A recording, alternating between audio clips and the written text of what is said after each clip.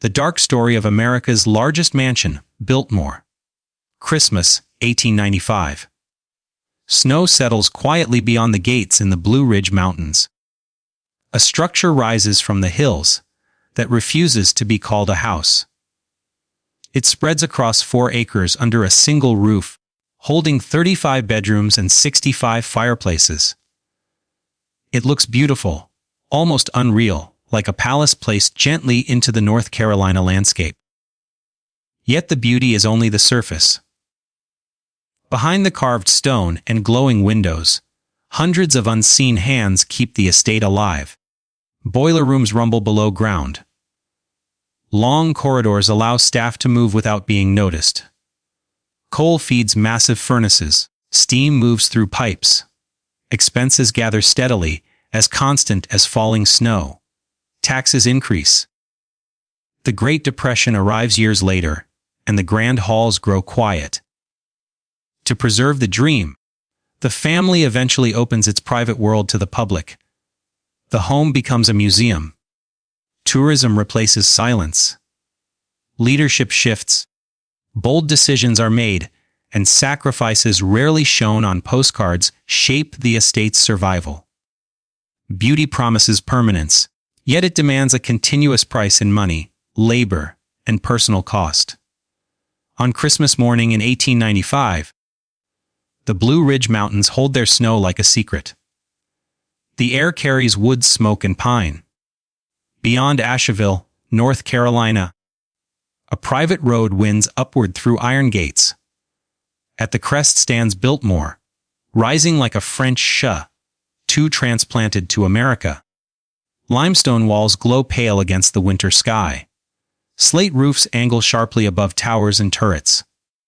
Inside, the entrance hall climbs 3 stories beneath carved oak and painted ceilings. Marble floors reflect stained glass light.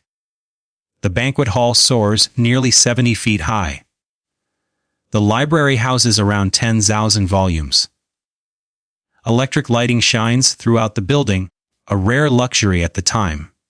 Elevators move quietly. Central heating flows from enormous boilers. Refrigeration, fire alarms, and call buttons bring modern innovation into a home, designed in the style of centuries past. Beyond the public rooms lies another world. Basements hold boilers the size of small factories. Storage rooms organize linens, silver, and china with precision. Kitchens function like industrial operations. Narrow staircases and hidden corridors allow servants to move unseen. More than 100 employees maintain the estate. Maids, cooks, footmen, gardeners, engineers, plumbers, stable hands. Each role keeps the system intact. Remove one element and the mechanism weakens. The cost of sustaining Biltmore is relentless. Coal arrives by the ton. Food is purchased in bulk or grown on the estate. Wages are paid weekly. Repairs never end. Slate tiles shift. Pipes crack in winter cold. Boilers demand inspection and overhaul. Celebration fills the house during its opening Christmas. Guests arrive by train and carriage.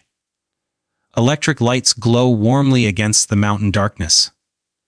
For a moment, the vision feels complete. Beneath the celebration rests a quiet truth. The house is both masterpiece and machine, and the machine consumes resources constantly. The creator of this vision, George Washington Vanderbilt II, was born into immense wealth in 1862. His grandfather, Cornelius Vanderbilt, built a transportation empire of steamships and railroads that made the family name synonymous with power and fortune. Unlike his brothers, who built social palaces in Newport and New York, George preferred books, languages, art, and nature. He traveled through Europe studying architecture and great estates. He envisioned not a seasonal showpiece, but a private retreat and a working estate guided by science and stewardship. In 1888, he visited Asheville and fell in love with the Blue Ridge Mountains. He began purchasing land, thousands of acres of farms and forests, eventually more than 125,000 acres. He imagined farms that produced food and forests, managed carefully for long-term health and timber. The house would reflect European elegance, combined with American technology. The initial construction budget reached around $5 million, an enormous figure for its time. To realize this ambition, George hired architect Richard Morris Hunt, trained in Paris and renowned for designing grand homes for America's elite. Hunt shaped the mansion in the French Renaissance style, balancing symmetry with dramatic towers and detailed stonework. He selected Indiana limestone for strength and longevity, marble for refinement, oak for warmth, and copper roofing meant to endure generations. For the landscape, George turned to Frederick Law Olmsted, designer of Central Park. Olmsted approached the land not as decoration, but as a living system. The hills had been scarred by logging and erosion. He began a massive reforestation effort, planting hundreds of thousands of trees and designing a 3-mile approach road that revealed the estate gradually. Formal gardens near the house blended into managed forests beyond, demonstrating harmony between beauty and productivity. Construction began in 1890 and demanded extraordinary logistics. A private railway spur delivered materials directly to the site. Brick kilns, woodworking mills, and stone yards operated on the property. At peak, more than 1,000 workers labored on the project. Italian stonemasons carved and set limestone with precision. Local craftsmen shaped hardwood interiors. Engineers installed electrical systems and central heating at a time when such technology was rare in private homes. Foundations were cut deep into mountain soil. Limestone blocks arrived numbered according to architectural plans. Walls rose slowly and carefully. Wiring was threaded before plaster sealed it in place. Massive boilers were installed to circulate heat through miles of pipe. Oak paneling filled the library from floor to ceiling. The banquet hall's towering fireplace joined stone and wood in monumental scale. Bathrooms featured porcelain fixtures and running hot and cold water, symbols of modern comfort within medieval, inspired walls. By Christmas 1895, the house stood complete, a symbol of ambition, artistry, and wealth. Yet from the beginning, Biltmore carried within it the tension between splendor and sustainability.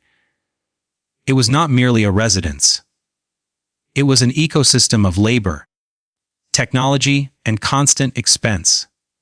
Its survival would depend not only on stone and design, but on adaptation, resilience, and the willingness to transform a private dream into a public legacy.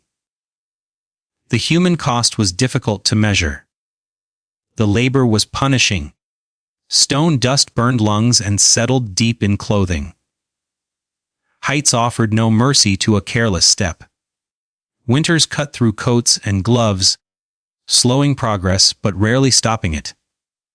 Men worked 6 days a week, 10 hours a day. Some slept in temporary housing built on the estate grounds.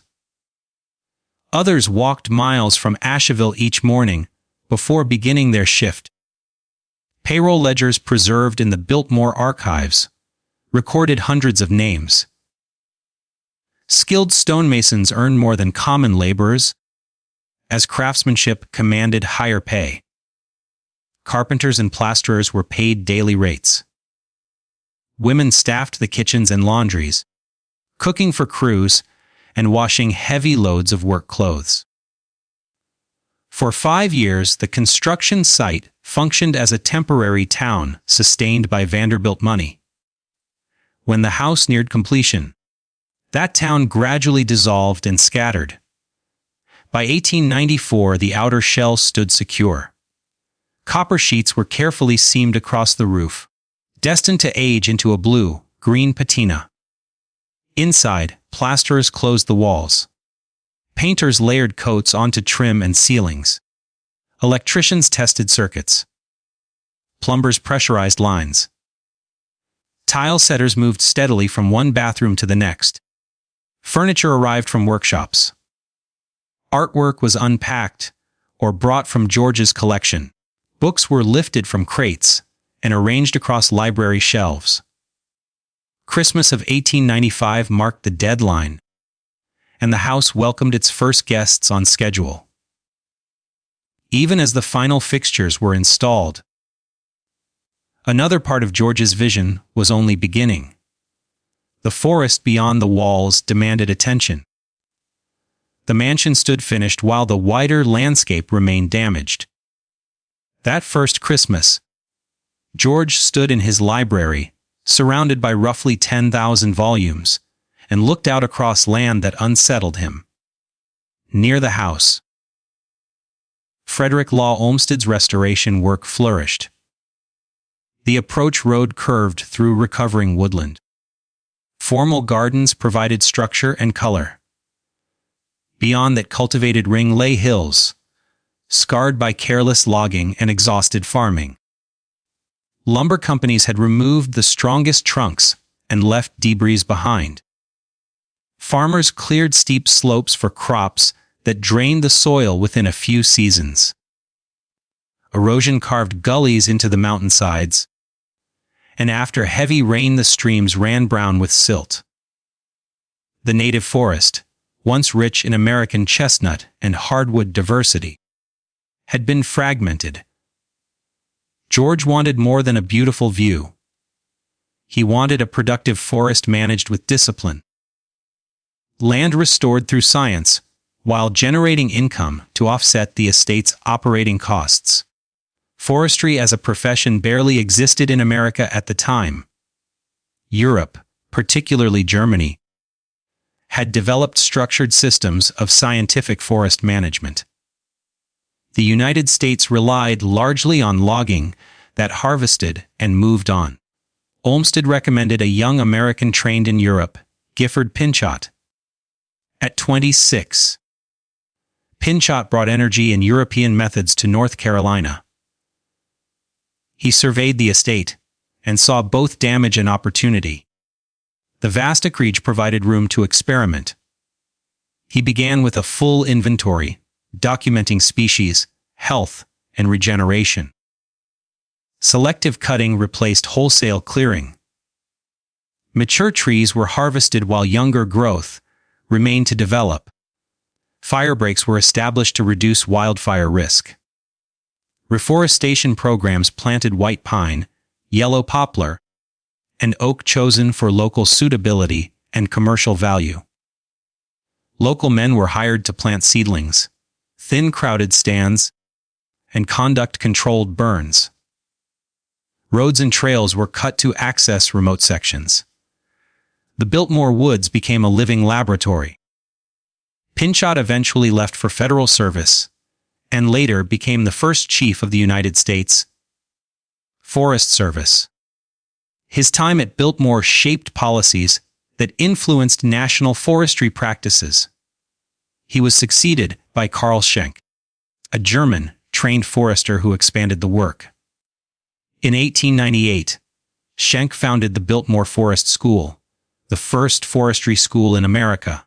Students lived on the estate and learned by marking trees, calculating timber yields, managing soils, and practicing controlled burns.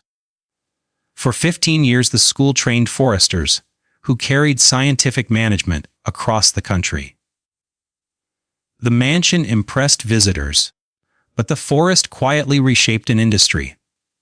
Both house and forest required steady funding. Christmas of 1895 had brought music, glowing fireplaces, and electric light washing over marble and oak. Guests arrived by train to Asheville, and then traveled by carriage up the winding approach. The reveal of the full facade was carefully staged. Inside, The entrance hall soared 3 stories high.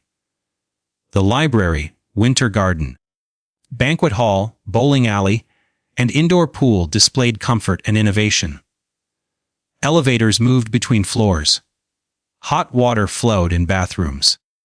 Central heating balanced temperatures across a structure the size of a small museum. Beneath the celebration, practical realities persisted.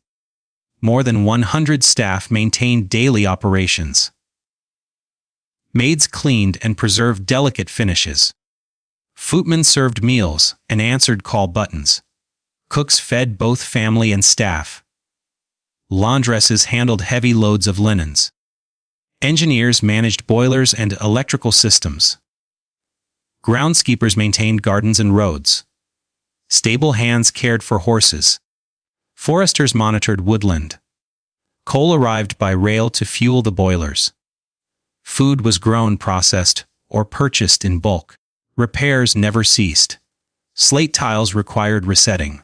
Plaster cracked. Pipes failed. Electrical systems demanded diagnosis. Monthly costs remained substantial. George kept meticulous records. Ledgers detailed salaries, coal shipments, food purchases, repairs, taxes, and insurance. Farms and dairies produced milk, butter, cheese, vegetables, and fruit. Timber sales added income. These operations helped, but they could not fully cover the immense cost of operating the house itself. The estate functioned as both sanctuary and enterprise, retreat and responsibility. For about a decade, balance held. Biltmore Village developed outside the gates, providing housing, shops, a school, and a church for workers and their families. Wages were reliable, housing well maintained by the standards of the era. The estate appeared stable and sustainable. George avoided extravagance, limited large gatherings, and focused on productivity. He sought efficiency and disciplined spending. The farms expanded, with one of the largest dairies in North Carolina. Jersey cows grazed along the French Broad River. Milk and dairy products were processed on site and sold locally. Gardens and glashhouses produced food year-round. Orchards supplied fruit. Livestock provided meat and eggs. In the forest, selective logging produced steady revenue while ecological recovery advanced. Wildlife returned and erosion slowed as ground cover thickened. Daily life operated with careful coordination. Supplies arrived by rail. Workshops repaired tools and built furniture. Early motorcars joined traditional carriages. The estate became Asheville's largest employer and a source of regional pride. Yet the balance remained delicate. Income had to flow continuously. Any disruption threatened the system. By 1910, the estate reached a steady rhythm. George and Edith lived quietly with their daughter Cornelia. The house functioned efficiently. The forests matured under scientific management. Then federal policy altered the financial landscape. In 1913, the 16th Amendment established a federal income tax. Wealth that once flowed largely untaxed now faced significant federal rates, especially for top earners. Funds that had covered coal, wages, and maintenance were redirected to Washington. Operating costs did not decline. The house continued to require fuel, labor, and repair. Available income narrowed. George studied his ledgers with concern and began adjusting carefully. Travel was reduced. Purchases were deferred. Non-essential maintenance was postponed. Vacant positions were sometimes left unfilled. Changes were measured and cautious, aimed at preserving the estate's core functions while easing financial pressure. The dream endured, sustained by discipline, adaptation, and the persistent effort required to maintain both grandeur and responsibility. The tax was permanent, yet the estate still had room to adjust. productivity could increase and expenses could be reduced. With discipline, a new balance might form. That opportunity vanished in March 1914 when George traveled to Washington, District of Columbia, seeking treatment for complications related to appendicitis. His condition worsened suddenly. Surgeons operated in an emergency procedure, but George Washington Vanderbilt II died on March 6, 1914, at the age of 51. News reached Biltmore by telegram. Staff, village residents, and the wider region absorbed the shock. George had been quiet in manner, yet his vision shaped the house. The forestry program, the employment it created, and the civic stability around it. His death left both a personal and financial void. Edith lost her husband and inherited a complex, financially strained enterprise. George's will granted Biltmore to Edith for her lifetime, and then to their daughter, Cornelia.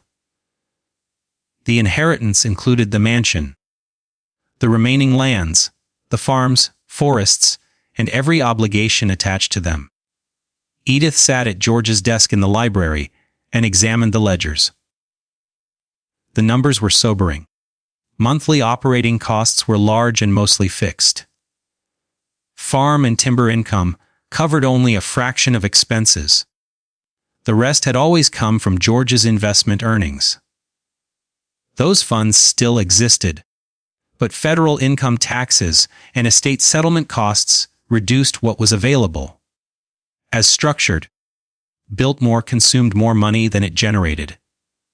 Without major change, capital would steadily erode. Edith faced a difficult decision. Preserving the estate exactly as George had run it would likely end in insolvency. Acting decisively while resources remained offered a path to endurance. At 43, with a teenage daughter and hundreds of employees depending on the estate, she chose pragmatism. Accountants and lawyers reviewed every account. Annual operating costs stood near to 150 zlotys, an immense sum for the era. Farms, dairy operations, and timber revenue covered roughly a third. The remainder relied on investment income already diminished by taxes. The arithmetic allowed little room for sentiment. She divided the problem into parts. The house and its immediate grounds represented the irreplaceable core. The vast forest holdings, though meaningful, could be sold if necessary. In 1915, she opened negotiations with the federal government. The United States Forest Service sought large tracts suitable for national forests. The scientifically managed lands assembled under George's direction met that need. Surveys were conducted, boundaries verified, values appraised, and legal terms negotiated. In 1916, approximately 86,700 acres transferred to federal ownership, forming what became the Pisgah National Forest. The sale generated capital, reduced administrative burden, and ensured that the forestry principles pioneered at Biltmore would continue under public stewardship. Edith retained about 8,000 acres surrounding the house and village, a scale she could manage. Operational reductions followed. Staff numbers declined through attrition and selective layoffs. Departments merged. Household staff fell significantly, though still large by ordinary standards. Essential systems received priority. Cosmetic work was postponed. Unused wings closed to conserve heat and coal. Gardens were simplified to reduce labor and expense. Edith reduced her own spending, limited entertaining, and focused on financial stability. Through the 1920s, the estate stabilized. Bills were paid, wages met, and the house maintained carefully if without extravagance. The stock market crash of 1929 brought a new crisis.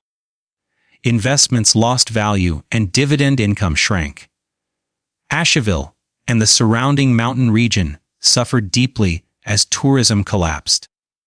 Visitor traffic dwindled and local unemployment rose sharply. Biltmore's reduced income strained against ongoing costs. Further cuts risked damaging the house itself, since stone structures deteriorate quickly when neglected. Water infiltration and deferred repairs could create long-term structural damage. Edith adopted a bold solution. In March 1930, Biltmore opened to paying visitors. Rooms were arranged for tours, protective barriers installed, and staff trained as guides. Admission was set at $1 per person. The principal public rooms formed a 2-hour circuit through the mansion. Attendance exceeded expectations. The revenue was modest but vital. And the presence of visitors provided employment, both on the estate and in Asheville. Biltmore shifted from private residence to public attraction, creating a new identity rooted in preservation and shared experience.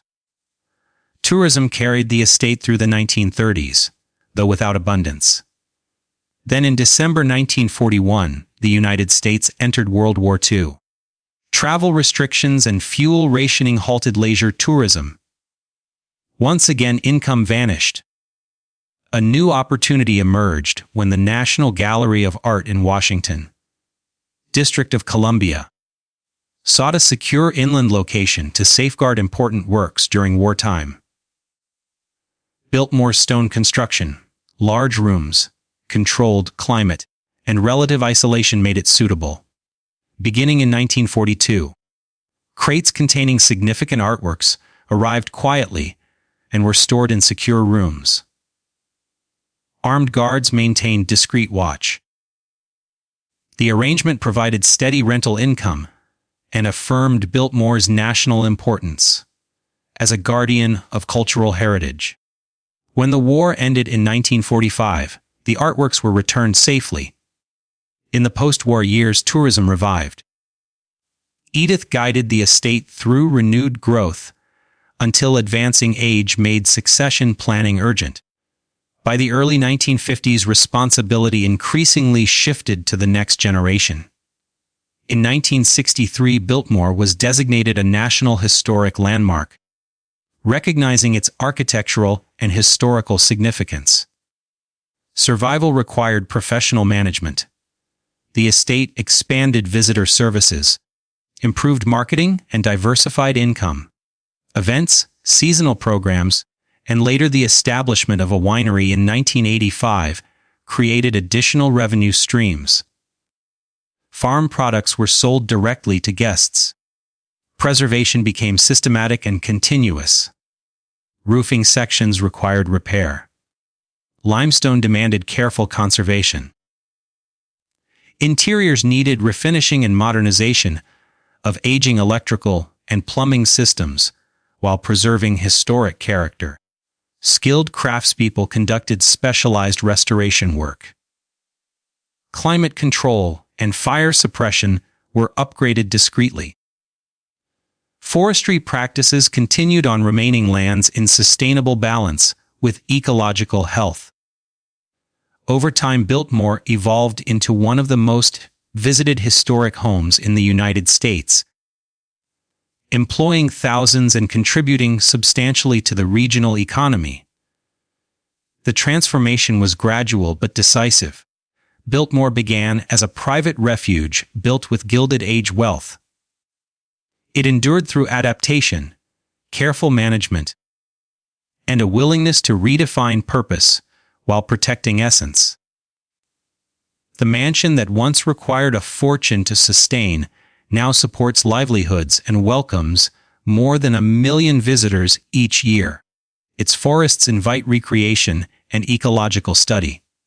Its halls preserve art and craftsmanship. The estate survives because its stewards accepted change, embraced public engagement, and understood that preservation demands both resources and service.